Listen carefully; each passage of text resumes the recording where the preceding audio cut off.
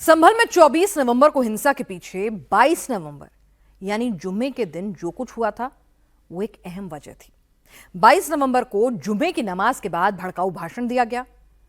कल फिर जुमा है, हजारों नमाजी कल संभल की शाही मस्जिद जाएंगे।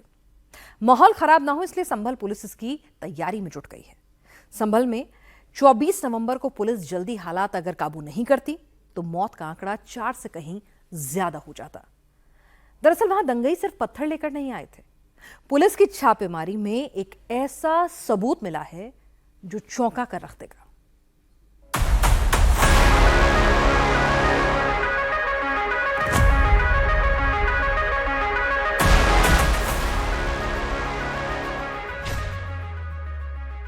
दंगाई 12 बोर का तमंचा, 32 बोर का तमंचा, 315 बोर का तमंचा लेकर आए थे। पुलिस ने दंगाइयों के पास से हथियार जो बरामद किए हैं वो हथियार हम आपको दिखा रहे हैं। आप ये देखिए कि ये जो है याकूब नाम के आरोपी के पास से बरामद हुआ है, ये दूसरे आरोपी के पास से बरामद हुआ है और ये तीसरे आरोपी के, यानी ये 3 तमंचे जो हैं वो दंगाइयों के पास से बरामद हुए हैं। संभल में दंगाई जान लेने ही आए थे। दंगे के वक्त 41 राउंड गोलियां चलाई थी। और ये आप देखेंगे तो ये वो कारतूस या वो मैगजीन है जो कि पुलिस वालों से छीनी गई थी दंगाइयों के द्वारा संभल में हुई हिंसा के दौरान 24 तारीख को। संभल में गोली चलाना ही मकसद था। फोन कर करके तमंचे मंगवाए जा रहे थे। तू ये बता, सामान लगा के लाइए। सामान है किधर? अब यहीं जाओ इस पे। जामा मस्जिद से इधर को थोड़ी नहीं वाली जा रही तरफ को, उधर को मत यहाँ पे जुबेर भाई का घर है। जुबेर भाई का घर है, जुबेर भाई का वहाँ पे। जल्दी तो सामान लाइए, सामान। पुलिस जब जामा मस्जिद के आसपास मौजूद गली गली को खंगाली तो दंगाइयों के खतरनाक इरादे के ऊपर से पर्दा उठता गया। ऐसी कोई गली नहीं जहां से पुलिस को कारतूस के खाली खोखे न मिले हों। जामा मस्जिद के पास मौजूद गलियों में पुलिस को 12 बोर के तमंचे की 21 खाली खोखे, 32 बोर के 11 खाली खोखे, 315 बोर तमंचे के 9 खाली खोखे मिले हैं। दंगाइयों ने पुलिस पर 41 राउंड की फायरिंग की। दंगाइयों की गोली से ही सीओ अनूप चौधरी घायल हुए थे। दंगाइयों के तमंचे से निकली गोली ही पुलिस अधीक्षक के पीआरओ के पैर में जाकर लगी थी। जो ये पूरी हिंसा हुई इसमें 4 लोगों की मौत हुई, जिसमें गोलियां भी चली और पुलिस की जांच में ये भी सामने आया पुलिस को कई खोखे और हथियार भी बरामद किए हैं पुलिस ने, जिसमें ये दावा है पुलिस की तरफ से कि जो दंगाई थे उनके हाथों में हथियार थे और वो पुलिस की तरफ गोली चला रहे थे। संभल के दंगाइयों पर एक्शन जारी है। दंगाइयों की पहचान और उनकी धरपकड़ लगातार चल रही है। पुलिस 3 मोर्चे पर जांच कर रही है। दंगाइयों को किसने उकसाया, दंगाइयों को किसने बुलाया और पुलिस पर किसने पत्थर बरसाए, किसने गोली चलाई, किसने आगजनी की। संभल दंगे में पुलिस को बड़ी कामयाबी मिली है। पुलिस के शिकंजे में ये जो शख्स खड़ा है इसका नाम फरहत है। संभल पुलिस दंगे का सबसे बड़ा मास्टरमाइंड इसे मान रही है। संभल पुलिस का दावा है कि इसी ने पत्थरबाजी और आगजनी का पहला वीडियो बनाया और सोशल मीडिया पर उसे अपलोड कर वायरल कर दिया। उस वायरल वीडियो में फरहत मरने मारने की बात कर रहा था। फरहत का वीडियो जैसे ही वायरल हुआ, भाईजान की भीड़ जामा मस्जिद के पीछे की गली में पहुंच गई। आगजनी तांडव करने लगी। संभल को हिंसा की आग में जलाने वाले, संभल में पुलिस पर पत्थर बरसाने वाले ये वही दंगाई हैं। इन्हें लगा था कि ये बच जाएंगे, लेकिन भूल गए कि यूपी में योगी की सरकार है, यहाँ सबका हिसाब होता है। पुलिस ने हिंसा के मामले में 28 आरोपियों के बाद 3 और आरोपियों को गिरफ्तार किया है। ये तीनों इस वक्त पुलिस की हिरासत में हैं। इनका नाम आमिर पठान, मोहम्मद अली और फैजान अब्बासी है। ये बताओ कि अब पछतावा हो रहा है पत्थरबाजी करने का? कितनी देर तक पत्थरबाजी की थी? तो ये देखें कि ये तीनों आरोपी हैं जो कि गोली भी चलाई थी। तो ये देखिए ये तीनों वो आरोपी हैं जो इस वक्त पुलिस की हिरासत में हैं और इन तीनों की गिरफ्तारी के बाद अब 31 गिरफ्तारियां कुल हो चुकी हैं जो कि पुलिस ने की है। और आपको बताएं कि जो 31 आरोपी गिरफ्तार हुए हैं उनके पास से ये तीन तमंचे ये बरामद हुए हैं। आप ये देखें कि यहाँ पे 3 तमंचे ये रखे हैं, देसी तमंचे ये बरामद हुए हैं। इसके अलावा ये जो 4 छोटे छोटे पैकेट रखे हैं, दरअसल इन 4 छोटे पैकेट में वो गोलियां हैं जो कि पुलिस के पास थी और दंगाइयों ने ये गोलियां छीन ली थी। तो ये तस्वीरें जो हैं वो आपको दिखा रहे हैं। दरअसल लगातार पुलिस के ऊपर सवाल उठ रहा था कि आखिर पुलिस गोली चला रही थी, लेकिन अब ये बरामदगी के बाद ये तस्वीरें साफ हो गई हैं कि दंगाइयों के हाथ में भी तमंचे थे और कारतूस थे। संभल में सिर्फ फरहत ही नहीं बल्कि समीर, वारिश, आमिर पठान, मोहम्मद अली और फैजान अब्बासी ने भी फोन कर के दंगाइयों को जामा मस्जिद के पास बुलाया, वो भी सामान के साथ, ताकि पुलिस से युद्ध लड़ा जा सके।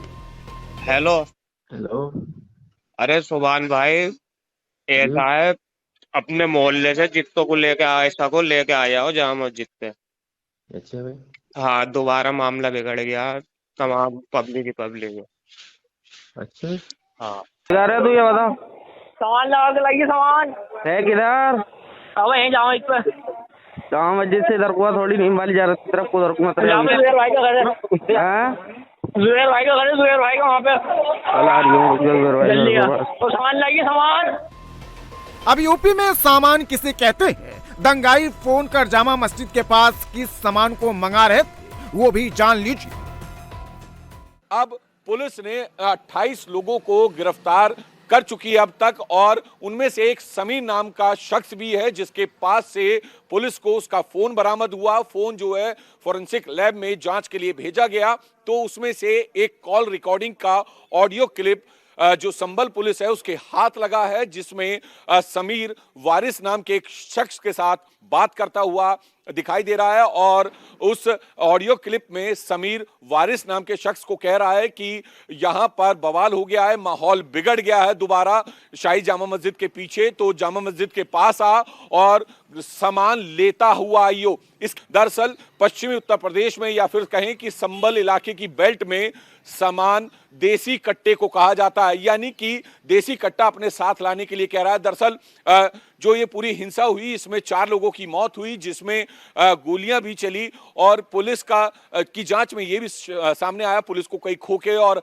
हथियार भी बरामद किए हैं पुलिस ने, जिसमें ये दावा है पुलिस की तरफ से कि जो दंगाई थे उनके हाथों में हथियार थे और वो पुलिस की तरफ गोली चला रहे थे। आमिर पठान, मोहम्मद अली और फैजान अब्बासी हर भाईजान वाले मोहल्ले में फोन को घुमाया और जामा मस्जिद के पास भीड़ को बुलाए। आमिर, मोहम्मद अली और फैजान अभी तक 49 दंगाइयों का नाम बता चुके हैं, जिनकी पहचान भी पुलिस कर चुकी है और गिरफ्तारी के लिए टीम एक एक गली और घर को खंगालनी भी शुरू कर चुकी है। संभल में 31 से ज्यादा दंगाई पकड़े जा चुके हैं, 100 से ज्यादा की पहचान हो चुकी है। पुलिस दंगाइयों को पकड़ने के लिए डिजिटल एविडेंस का सहारा ले रही है। शहर में किसी के घर के बाहर, दुकान के बाहर लगे हर एक कैमरे को खंगाल रही है। दंगाइयों का वीडियो 24 नवंबर सुबह 9:22 का है। पूरी गली में 50 से ज्यादा दंगाई दिखाई दे रहे हैं। कुछ रुमाल से अपने चेहरे को ढके हुए हैं तो कुछ जैकेट से चेहरे को ढके हुए हैं।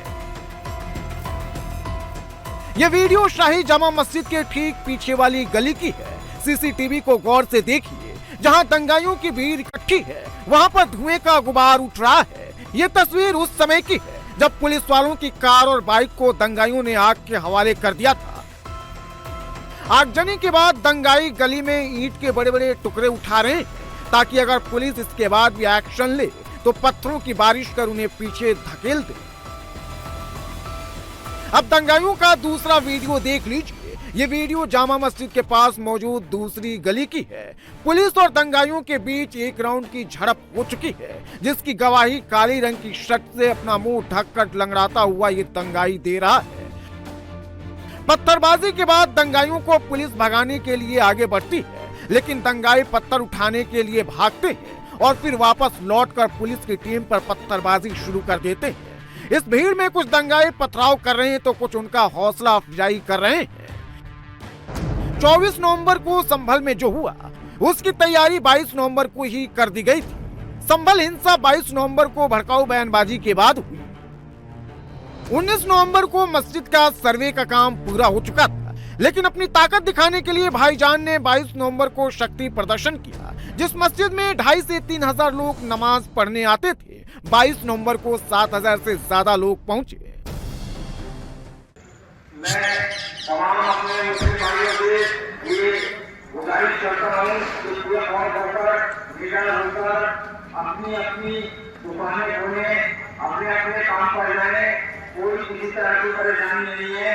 कल जो कि जुमा में आने वाला उसके लिए आपको खास तरीके से दरख्वास्त है, गुजारिश है कि आप अपने अपने मोहल्ले की मस्जिदों में जुमे की नमाज पढ़ने जैसे पढ़ते चले आए हैं। आगे जमा मस्जिद संबंध में कल जुमे की नमाज होगी और हर तरह की नमाज होगी और होती रहेगी इंशाअल्लाह। 29 नवंबर को जुम्मा है और चंदौसी के संभल कोर्ट में मस्जिद विवाद की सुनवाई भी है। पुलिस पहले से ही सतर्क है। संभल के हर गली और मोहल्ले में पुलिस फ्लैग मार्च कर रही है। संभल के जामा मस्जिद के पास सुरक्षा व्यवस्था भी बढ़ा दी गई है। संभल हिंसा के बाद जुम्मे की नमाज से पहले और चंदौसी कोर्ट में होने वाली शाही जामा मस्जिद को लेकर जो सुनवाई होनी है, उससे पहले पूरे संभल जिले में हाई अलर्ट जारी किया गया है और पूरे संभल जिले को छावनी में तब्दील कर दिया गया है और पीएसी की कंपनी से लेकर पैरामिलिट्री फोर्स के जवानों की तैनाती की गई है और जिले में हाई अलर्ट को देखते हुए 15 पीएसी की कंपनियां, 2 कंपनी आरएएफ की, 10 जिलों की पुलिस और महिला पुलिस की टीमें जो संभल जिला है उसमें तैनात की गई हैं। मस्जिद और उसके आसपास सीसीटीवी लगाया गया है ताकि 29 नवंबर को कोई भी दंगाई 24 नवंबर को दोहराने की कोशिश करता है तो उसको तुरंत पकड़ा जा सके। लिहाजा प्रिकॉशन के तौर पर आप देखें कि यहाँ पर जो नए सीसीटीवी कैमरे हैं वो इंस्टॉल किए गए हैं। ये पहला सीसीटीवी कैमरा है जो कि मस्जिद के मेन गेट पर लगाया गया है। इसके बाद हम आपको आगे भी दिखाते हैं। ये देखिए, यहाँ पर ये दूसरा सीसीटीवी कैमरा लगाया गया है ताकि जो सामने गली है वो पूरी कवर हो सके।